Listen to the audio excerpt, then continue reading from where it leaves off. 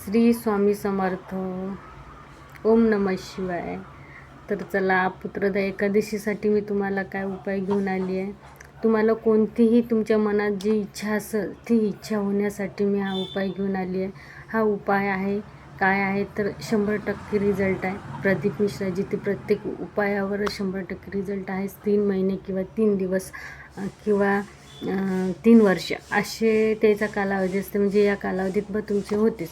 तर तुमची कोणतीही मनात इच्छा असेल ती इच्छा तुमची पुत्रदा एकादशीच्या दिवशी करायची आहे. तर ते काय आहे, एक बेलपत्र आणि एक धतुऱ्याचा उपाय आहे.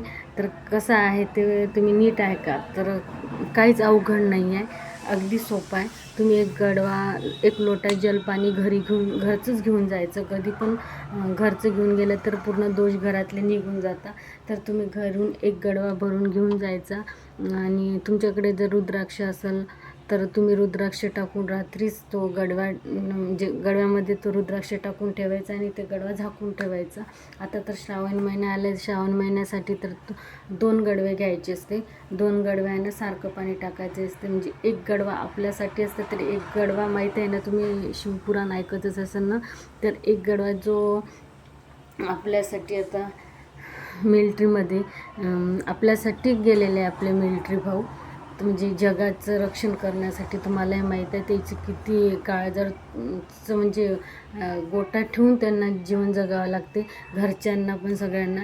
त्याच्यासाठी प्रदीप मिश्रांनी सांगितलेलं आहे कधी, म्हणजे मिलिटरी म्हणजे आर्मीतल्या लोकांसाठी पण हा उपाय असतो. म्हणजे श्रावण महिन्यात करायचा असतो.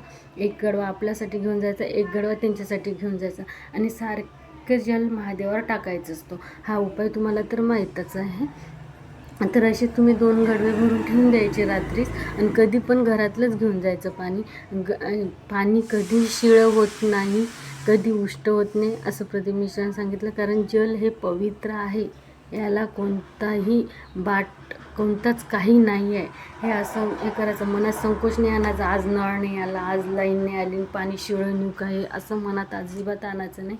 पाणी रात्रीच भरून ठेवायचं.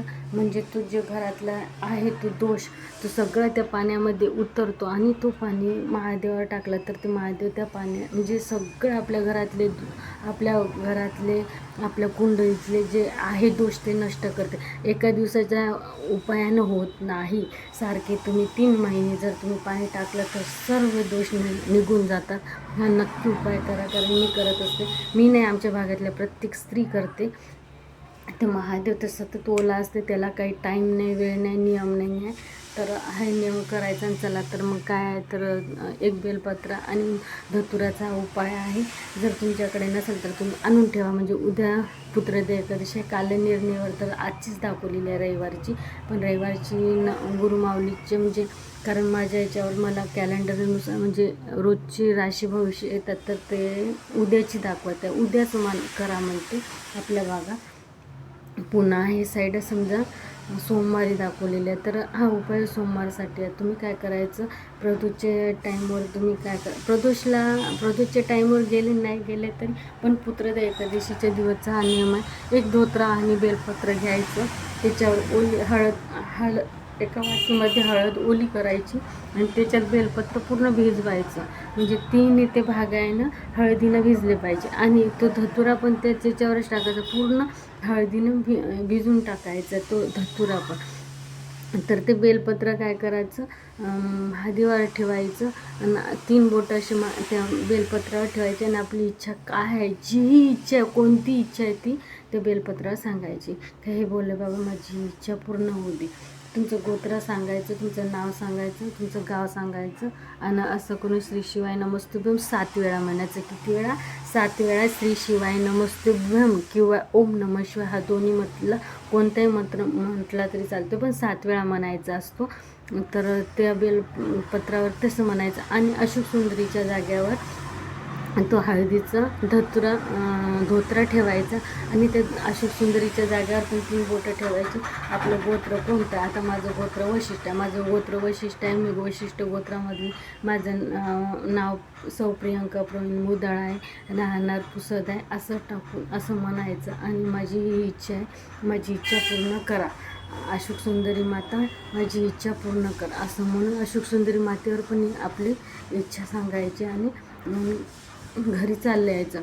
आणि ते जे हळदीनं भिजलेलं ते बेलपत्र घेऊन यायचं. जिथे आता कोणी खूप बायका येतात तर कोणी वाळलेलं एक बेलपत्र घरी घेऊन यायचं आणि आपल्या देवाऱ्यात किंवा तिजोरीमध्ये कुठेही ते बेलपत्र ठेवायचं.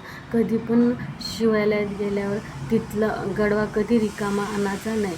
त्या शिवलिंगावर वाहिलेला एक बेलपत्र आणि तुम्हाला जर अंगात तुमचे जर काही प्रॉब्लेम असेल, रोगी असेल काही असेल तर ते नंदीजवळ बसून खायचा असतो. हा नियम तर तुम्हाला माहीतच असेल. तर त्याच्यासाठी जर तुम्हाला काही प्रश्न विचारायचे असेल तर तुम्ही मला कमेंट बॉक्समध्ये विचारू शकता.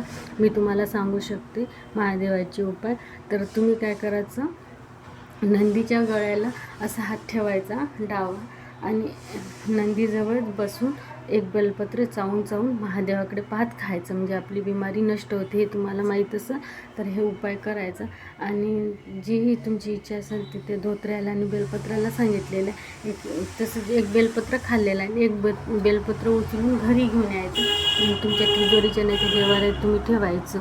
तर तुम्ही म्हणाल का ताई बेलपत्र तर खूप जमा होते. तुम्ही सारखे रोज गेलं रोज बेलपत्र आणलं म्हणजे सगळे जमा झालेले आहे ना, कोणाला चावल्यानं तोंड येतात तर त्याची भुकटी करायची.